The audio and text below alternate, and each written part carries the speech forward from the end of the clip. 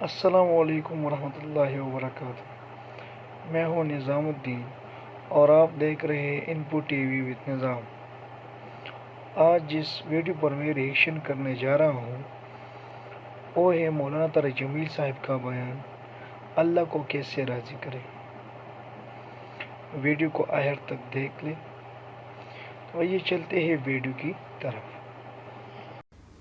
دوسری بات میرے نبی نے فرمایا میرے بیٹے انس، تمہیں ایک عظیم سنت بتاؤں۔ عظیم حدیث کا اسلوب یہ نہیں، میں اس کو زیادہ واضح کرنے کے لیے اس کا تھوڑا سا اسلوب بدلا ہے، مطلب ایک ہی ہے۔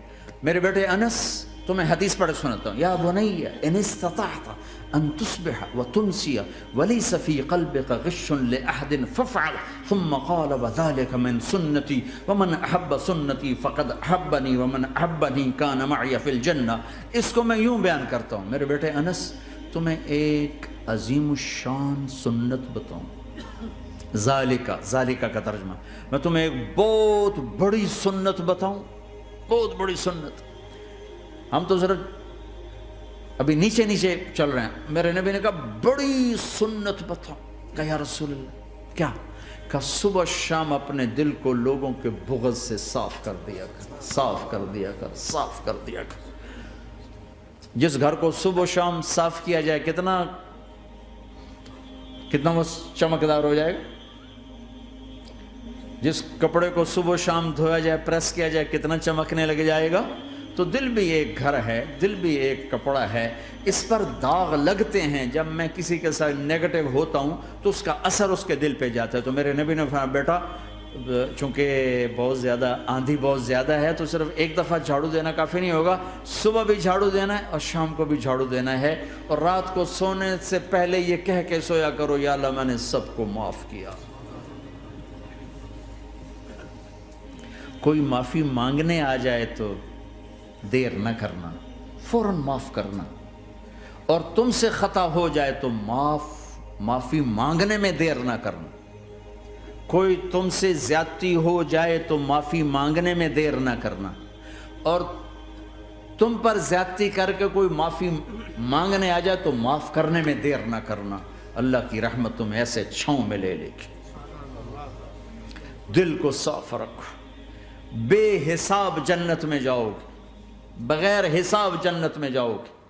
دلوں کو صاف کرنا سیکھ لو۔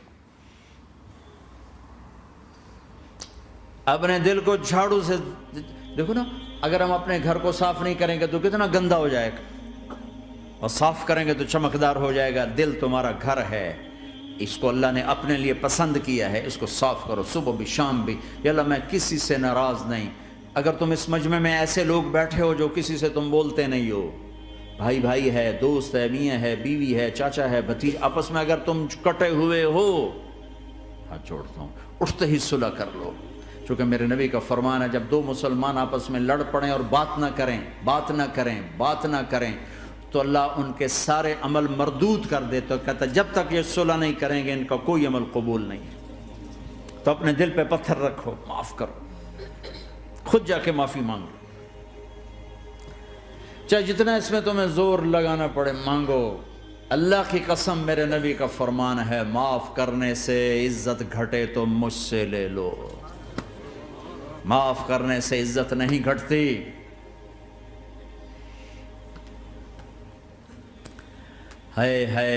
ایک بچے نے معافی مانگی اور ماں اس کو کہہ رہی تو اتنا بے غیرت ہو گیا ہے کہ تو نے معافی مانگی۔ اگر ماں کہہ رہی تو اتنا بے غیرت ہو گیا تو نے معافی مانگی۔ ماؤں کا یہ سبق ہوگا تو اولاد کیا کرے گی؟ آپ سوئے ہوئے ہیں، سفر میں ہیں، میرے نبی، ایک بدو آیا، غورس اس کا نام تھا، غورث۔ اس نے آپ ہی کی تلوار اٹھائی اور آپ کے یوں پسلی میں ماری، آپ کی آنکھ کھلی تو تلوار لے کے کھڑا، من یمنعک منی، اب بول کون بچائے گا، تیار ہو یا؟